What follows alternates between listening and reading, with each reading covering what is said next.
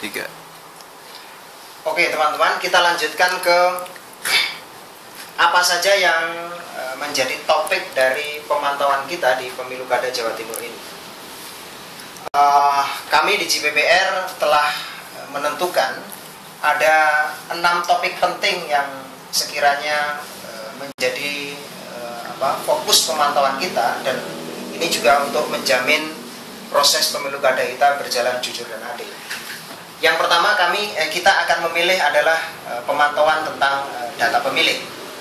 Data pemilih ini sebagaimana pengalaman kita di pemilu kada sebelumnya dan di pemilu kada yang lain adalah persoalan paling utama di setiap penyelenggaraan pemilu kada, karena sistem data kependudukan kita yang memang masih bermasalah, dan kita akan melihat juga sejauh mana data pemilih di Pemilu Kada Jawa Timur itu apakah sudah valid, mutakhir, dan komprehensif. Seperti yang kita tahu bahwa data pemilih sejak awal sudah bermasalah. Misalnya kemarin temuan Bawaslu Provinsi Jawa Timur mengatakan ada sekitar 6.000 data pemilih yang kemudian bermasalah, ada yang ganda, ada yang tidak berhak, dan sebagainya. Bahkan kalau kemudian kita melihat peristiwa 2 kabupaten di Jawa Timur, misalnya soal di Sidoarjo, di mana penduduk Sidoarjo itu pindah di Pasuruan, lalu juga ada pengungsi di Sampang, itu adalah contoh-contoh di mana sesungguhnya data pemilih itu memang harus kita pantau.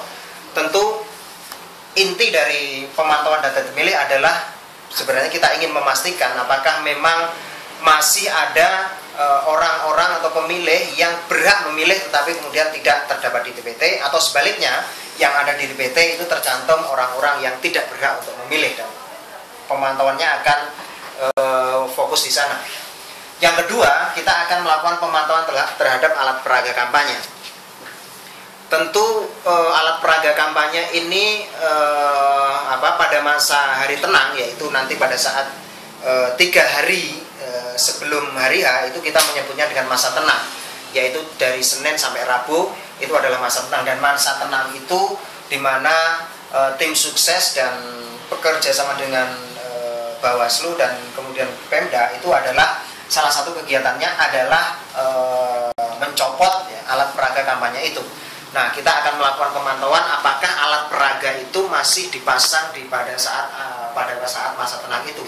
Kalau memang dia tidak dicopot, maka itu adalah pelanggaran, dan itu masih ada nuansa kampanye di sana. Nah, kita nanti akan melakukan pemantauan alat peraga kampanye tentu pada masa itu. Nah, alat peraga ini tentu sedikit banyak itu lalu kemudian mempengaruhi aspek pilihan seseorang. Kalau kemudian pada masa tenang kemudian masih banyak sekali alat peraga kampanye, bahkan itu ada di setiap sudut jalan, maka itu bisa berpotensi mempengaruhi terhadap pemilih, dan nuansa kampanyenya masih ada.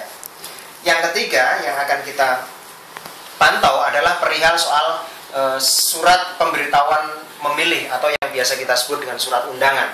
Surat undangan ini mestinya memang mulai dari hari Senin nanti pada tanggal 26 itu sudah sudah dikasihkan ke pemilih gitu. Tetapi kita juga bisa mengecek apakah pada saat sehari 2 hari sebelum pemungutan, apakah warga masyarakat itu sudah menerima surat undangan atau belum. Karena sebagaimana budaya kita di Indonesia ini, kalau kemudian tidak mendapatkan surat undangan itu biasanya tidak memilih.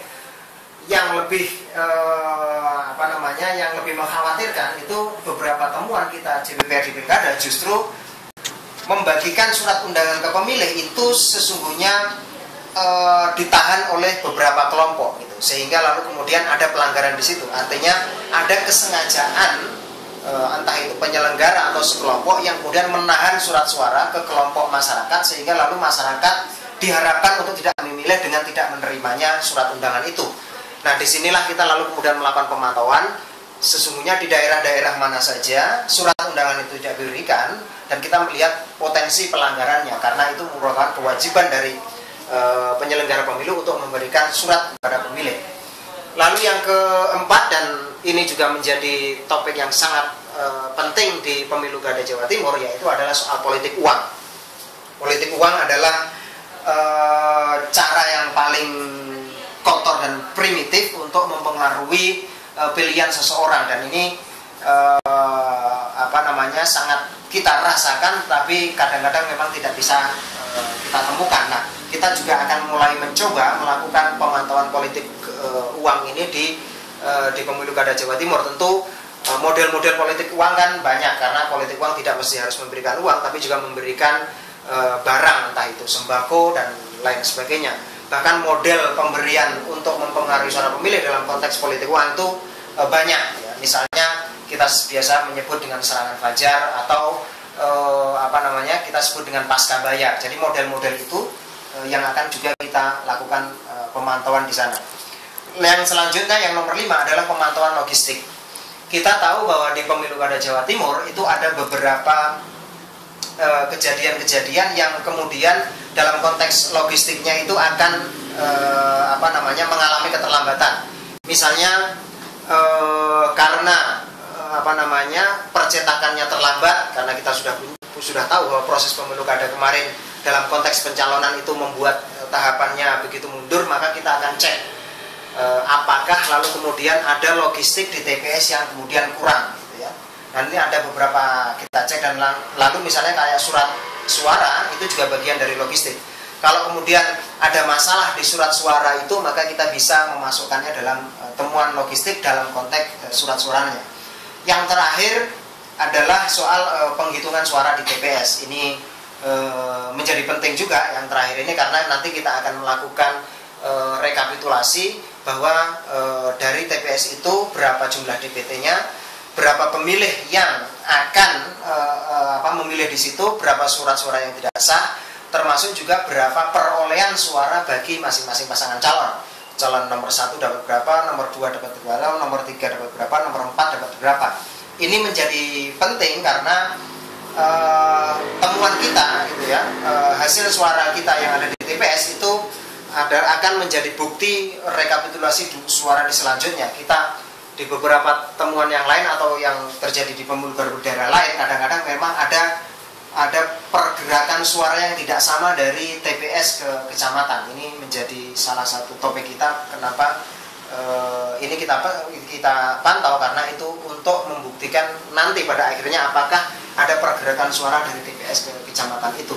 Jadi kira-kira inilah teman-teman topik dan alasannya kenapa kita melakukan pemantauan. Yang pertama adalah data pemilih, alat peraga kampanye, surat undangan atau surat pemberitahuan pemilih, lalu politik uang, lalu logistik, dan yang terakhir adalah pemantauan di hari H, yaitu pada saat penghitungan suara.